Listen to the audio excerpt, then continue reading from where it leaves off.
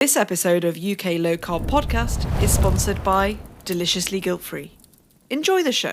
Hello and welcome to UK Low Carb. This is a very special series because I'm joined by Keto Kev, and Keto Kev's going to tell us about his new course he's got. Hi guys, I'm Kev Mason, aka Keto Kev, and I'm here to tell you about a great opportunity that you can undergo when you take my Keto Health course. So join us each week where Kev and I will be going through different key areas that he'll be teaching in his course, and you can find out how to enroll if you want to find out more. It'll be every single Tuesday, and at the end of this series, we also have a live Q&A where you can ask him anything you like, and we'll put that on the podcast for you to listen to as well. So it's about time we get into the series, Keto Health. Okay, guys, welcome back to part 2 of our series. I'm talking to Keto Kev, and we're doing the Keto Health, KEyTO, Keto Health. I love that.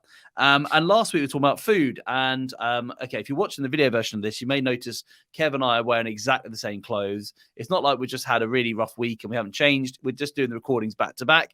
But I know for a fact that you guys would have really enjoyed that. And I hope you're in the Facebook groups, the UK Low Carb one and Kev's as well. And we'll talk about that in a moment because I think the conversation around these topics is really important. And what I kind of think is we always talk in the keto world about food. But what I think is really nice is now we're going to talk about these 3 other areas that Kev teaches in his course, and today's fitness. So, Kev, welcome again to the show. Yep, thanks very much again. But I always wear this jumper. Oh, there you go. So you always wear it anyway. It's not you just had like a big conversation with me and a quick toilet break, and now you're straight back in or anything. You could be wearing that anyway. So Today we're talking about fitness, my favorite topic in a way. So take it away. What do you teach in your course? So I will just jump on the fact that I avoided fitness, like I said in the first podcast, through my whole army career. I hated it.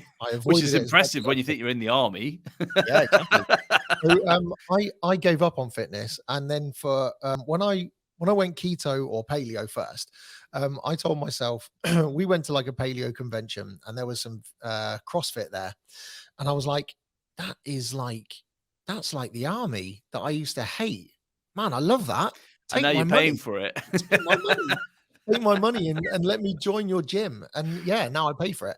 So I started looking into fitness, but I was not at a point where I wanted to be. So I had to do fitness myself. So I learned a little bit about fitness, and then I joined the gym and I joined CrossFit. So, and I have stints where I do no less than 2 sessions a week, or I'm going to go every day. It depends like how into it I am at the time and how busy I am with work and things.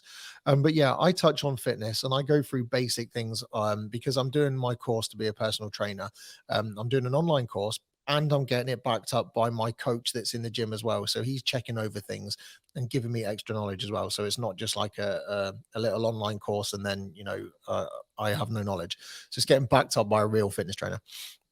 So I talk about the benefits of exercising when you're in ketosis as well, and what the difference is between training fasted and training unfasted. I am an advocate of training in a fasted state, but other people, they're not. It depends what your goals are, and I go into it, like I said on the course, about what your goals are into keto itself, as why you would train fasted and why you would train not fasted, and also I touch slightly on carb cycling, which is something that I don't recommend unless you are into fitness in a big way and you're doing it for fitness reasons, not for weight loss. I talk a little bit about body weight training as well, because we've all got a body, obviously. That's why we're doing these things. And body weight training is also something that is really important. If you can't do a push up or a press up or a sit up or a pull up or something like that, then that's what you want to be aiming for first of all. If you can lift and move your own body, you've got a built-in gym basically straight on you. So if you don't want to go to the gym, because some people find it embarrassing, and that's totally fine. They want to get to a standard first before they join a gym and start buying their stuff and things like that. Then you can do body weight training, and I'll go into the topics and why body weight training works as well. And we go into the different styles of training. Also on the course, I'll talk about whey protein, which is a bit of a controversial topic, especially after last week's episode when we said don't eat processed food. And now I'm going to be talking about whey protein, which is obviously processed. So I will talk to you about the benefits, and I'm going to give you the ultimate guide to whey protein as well. And I will leave that on the course for your own conclusion, because whey protein is quite good, but it's quite processed. So you really have to be careful. Then we talk about BCAAs as well, which are branched chain amino acids, and the amino acids that we've got in our bodies and what we need to eat as well to build up muscle and to sustain health and healthy cells and growth. We'll talk about creatine, which again is an amino acid, but it's quite important and quite good for body weight, for weight training as well. It can speed up muscle growth and things like that.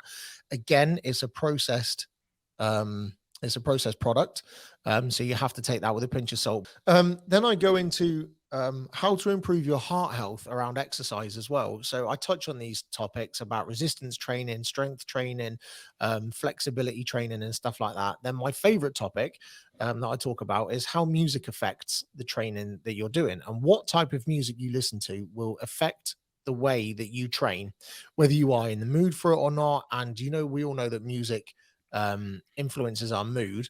So that's quite an important part. If you go to the gym and you listen to their music, you don't like it, you're not going to get the benefits of training. And I'll go into a little bit more, and there are some good scientific parts in there that you can have a look at on why music is good with HIIT, which is HIIT training, high intensity interval training, and other things.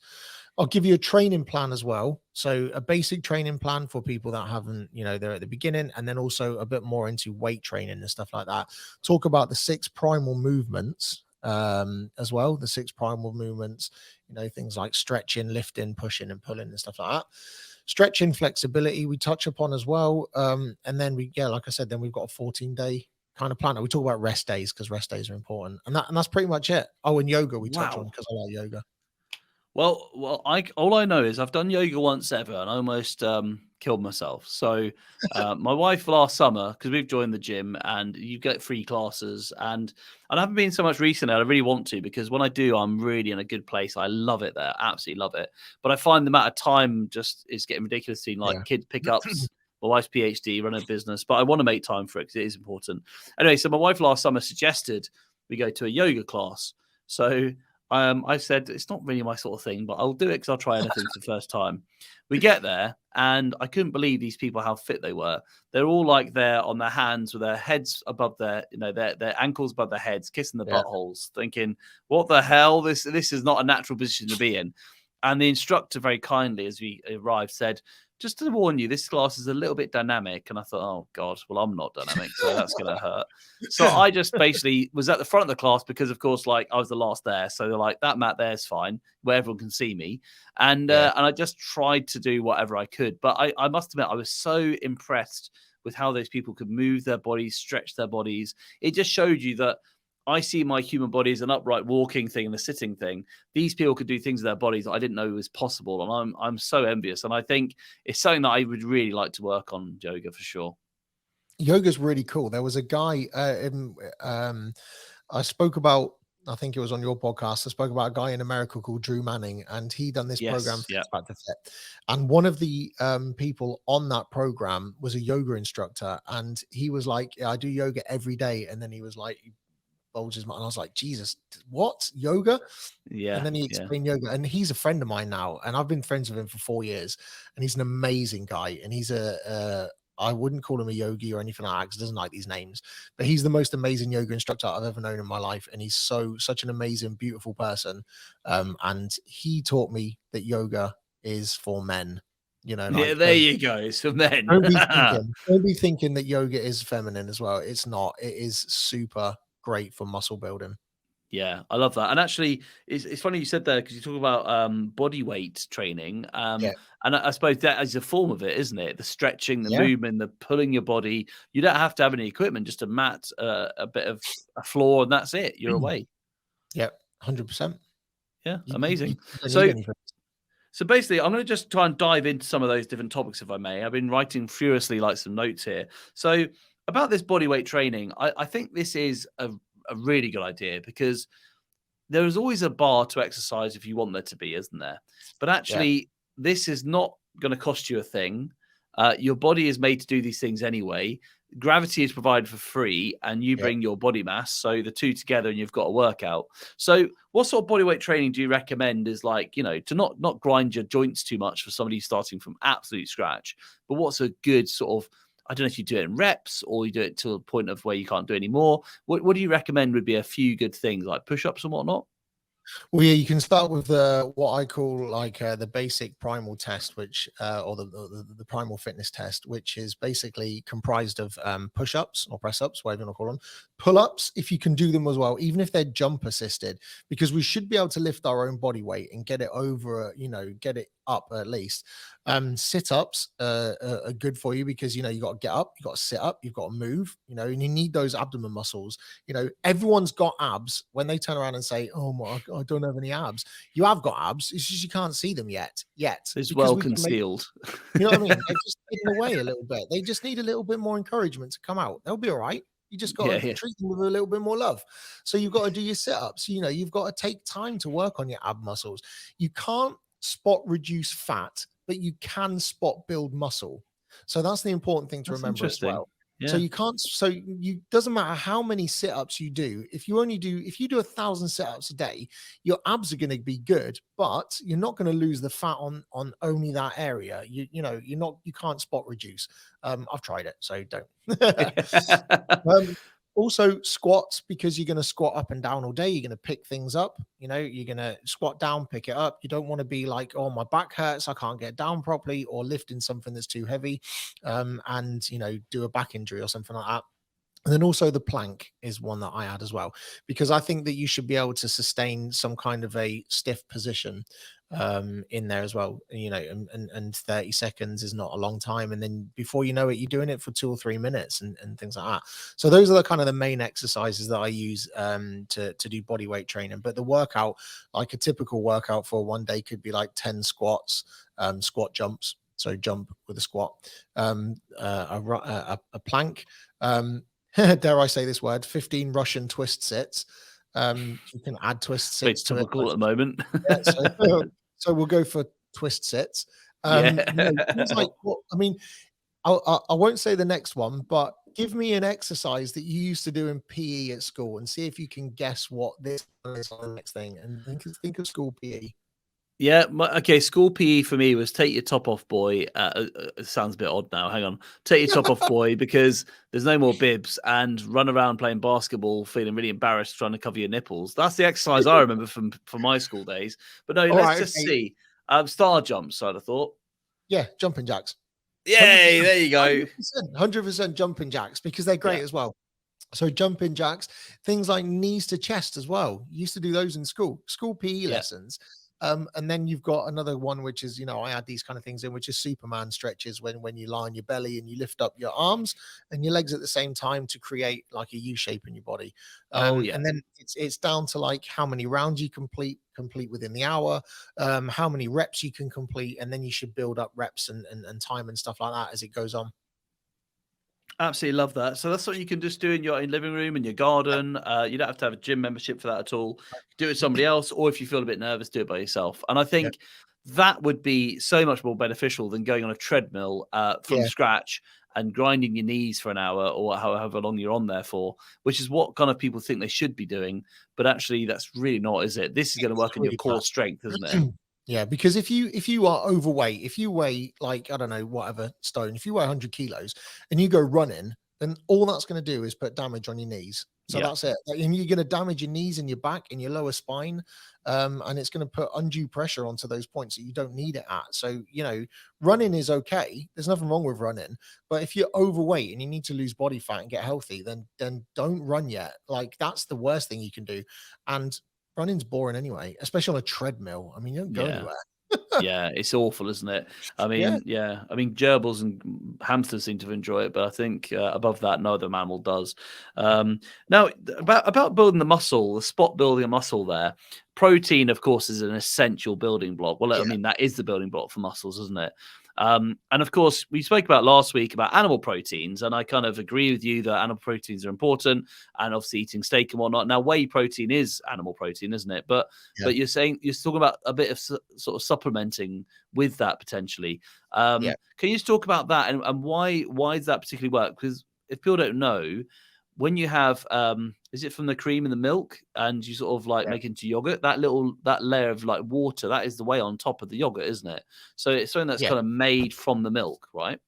Yeah. So I mean, it is direct. It is an animal. It comes from the animal. It comes from dairy. And for example, where you can also get whey protein from is when you make ghee. If you make it yourself and you take a pack of butter and then you put it on a low heat in a saucepan, everything that floats to the surface is whey protein. So that's the whey, the Oh, milky part that comes out of it, and that's the protein part. And then the rest of it which is actually ghee, clarified butter, that's actually the fat. That's the fat part. So that's when you get ghee with like 98% fat, but butter has more protein in it, so it's less fat, more protein. So that's also what whey protein is. It can be highly processed. So you've got to really think to yourself, do I need whey protein? Okay, yes, the answer is yes. Okay, but why do I need it?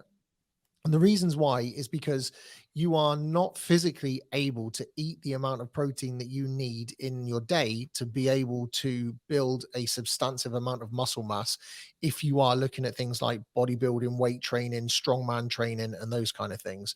right. You should, like, I see it all too many times when people are at the gym, and even like some really fit guys, and a couple of my friends do it. They finish their weight training session, they do their deadlifts, and they go and they get a whey shake. And I'm like, what are you doing?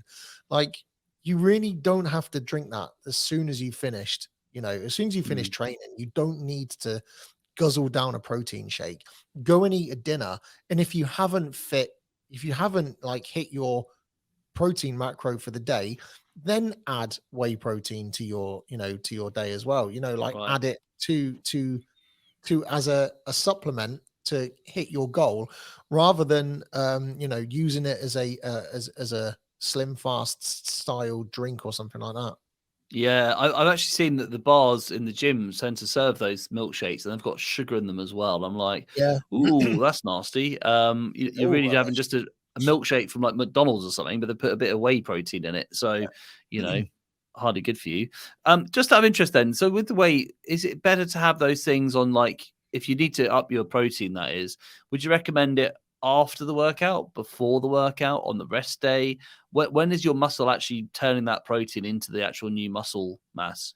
So what it does is basically your once you've stretched and ripped your muscles out, then they need to be replenished. So it's you can have it directly after if you want, but it's best to eat straight, like within the hour, eat. And then if you need a whey protein shake, also if you don't want to have whey protein, you can subsidize with collagen as well, which is also a type of protein, but it's not a complete protein. So it doesn't have all of the 9 essential amino acids that we need. It's only got 8 of them. So, you dip out on one amino acid difference between, what we need. But yeah, you can have it within the hour or 2 hours after training, and it still be beneficial because you are still in a workout mode, even up to an hour after you finish training. Like, your body is still in the Yeah. workout mode. Amazing. So it's literally rebuilding the damage that's like all the little tears in the muscle, and that Yep. protein slots straight into it then. Absolutely Yep. fantastic. Now, you mentioned earlier on a bit about music when you did your training, and I must admit, music has an effect on us, which is incredible, isn't it? So the fact that you can have an emotion from a chord, I find that incredible. I don't know if other animals have this on planet Earth, but music can make all the difference in our mood, in our motivation. It can make us feel down. It can bring us up. It's incredible. But you said that you think music's a key part of fitness as well. So can you just go into a little bit of what sort of music do you think works for us, and how does it kind of get us going? Well, it has to be 100% individual. So if I tell you the kind of music I listen to when I go training, and the array of music that I can listen to, you wouldn't be able to fit in with everybody else. So it all stems back from I used to be a musician. Well, I play guitar, I play drums, I play bass. I love music. I absolutely love it. And when I'm working, music helps me motivate to do work. So I also use it when I'm training as well. And what I noticed at one point when I was at CrossFit is when I was doing the classes, because you can go to a CrossFit class or you can train on your own, is I was listening to the music that they were playing in the gym, and I wasn't that motivated in the lessons. So Yeah. I was tending to be a little bit more lazy for some playlists than it was for other playlists. And then even with the same lesson, and I started to think, what was the playlist that you played last time? Oh yeah, that was a bit more dance type music. That's not my style. It's not what I'm into. I'm more into rock music. So I said to Johnny, who's the guy that trains, I said, I need you to play some more rock music a little bit because I want to try something out. And so and it affected my training, and I trained harder, and he would assess my performance and see whether or not I was actually changing or whether it was in my mind. And then I looked into the science a little bit more once I'd done that, and it puts you in this zone, doesn't it? You get into this zone where you are happy. It releases endorphins because it's something you enjoy. It could perhaps bring back those memories of you were in the concert, you had eye contact with the musician, it was the best moment of your life, or one of the best, and you had eye contact, you saw this guy and you remember that point and you were like, oh my God, that is amazing. And then you put more effort into your training. And yeah, so I read up about it, and there's a quite a lot of science behind it as well. And they even done, there's even a couple of studies that I've referenced here about how it stimulates performance with weights as well. Amazing. You know what? I actually was given a playlist by some of our listeners when I was at the gym a few months ago, and I just said, I really need to listen to something. Can you share something on Spotify, and I'll go and check them out? And I can see how some of them were high tempo, they had lots of energy, but it just really annoyed me, some of the tunes. I was like, oh, it's not my style of music. And I can see how it would work for them. So it's very subjective, isn't it? And I think Yeah. what you said there about the associations we have, like CBT almost, with like the music, has the impact to like inspire us or bring us down. If you associate it with somebody you don't like, it's going to make you feel really negative, isn't it? Even if it's like an upbeat sort of tune. Yeah, absolutely love that. Okay, well, I just want to say then, so fitness is one of your modules as part of your course, isn't it? Yeah. And do you put any of your like modules as slightly more important than others? Are they all even to each other? Do you think that fitness has to be more like put right than food, or food more than fitness? Well, I think the number one is always going to be food, because it's the fuel that fuels our body, and it is the most important. And like I say, you can still kind of lose weight and be healthy on some certain diets. But it's when, you can be average health, or you can have ultimate health, like some, like we want. And I think, and there's a reason why it's in the order that we do, or that I do them as well. And I think food is the most important, I think, but equally, or not equally, but pretty much up there on the same kind of level is fitness as well. You've got to move every day. You've got to start move. You've got to get up and not be sedentary. You can't just sit there all day, eat the right foods that fits your macros, and expect the weight to fall off. Because there's also an interesting part in here about which I'm not going to let the cat out of the bag. I can't say the answer, but a lot of people think that you go to the gym and you lose most of your weight during the gym or down the toilet, but it's not. There's a something in there. And maybe I'll tell you after we've recorded.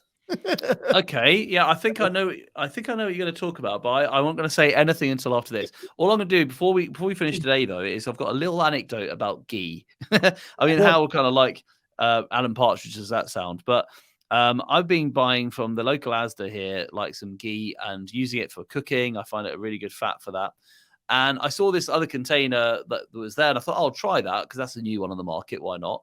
It tasted a little bit different, but I didn't really think too much about it. And then my wife was horrified to tell me the other day. She said, this isn't actually ghee, And I said, it says it on it. She said, did you read the label? I was like, I didn't think I had to for ghee. I just thought it was ghee. It's actually made out of palm oil, and it's actually described as being better than ghee. So that it's actually not, it's not actually ghee at all, but it's a healthier, according to them, a healthier alternative to ghee, so that people are eating that instead of actual ghee. And I'm like, palm oil as well. That's disgraceful. We're turning down rainforests to eat a substandard food for us, whereas ghee's like much cheaper and freely available. I can't believe it. So we had to throw the whole thing in the bin. I was absolutely I was so annoyed and angry that I'd been tricked in that way. So it goes back to reading food labels. That's just this week that happened, and I'm really, really fuming about it. Yeah. I would be as well. Yeah, definitely. Yeah, it's terrible. Okay, so if you want to check out Kev's course, where do they go, Kev? On my website, which is www.ketokev.com. And fantastic. And where's the best place to connect with you? Either on Instagram, which is just Keto for Health, or you can check out my Facebook group, which is really the best place because it's got an amazing community of people in there, and my moderators, they are on the ball as well. They're so knowledgeable and they help me out when I'm busy. Yeah. Just Keto for Health, and if you type that in, or Keto Kev on Facebook, you'll find me. Fantastic. Thank you so much for that, Kev. Next week, we'll talk about health, which I'm really looking forward to. So we've done food, fitness, health, and we've done food, fitness. Next is health. And then after that, well-being, which is really exciting. So I'll see you next week. Take care, everyone. Yeah. Bye.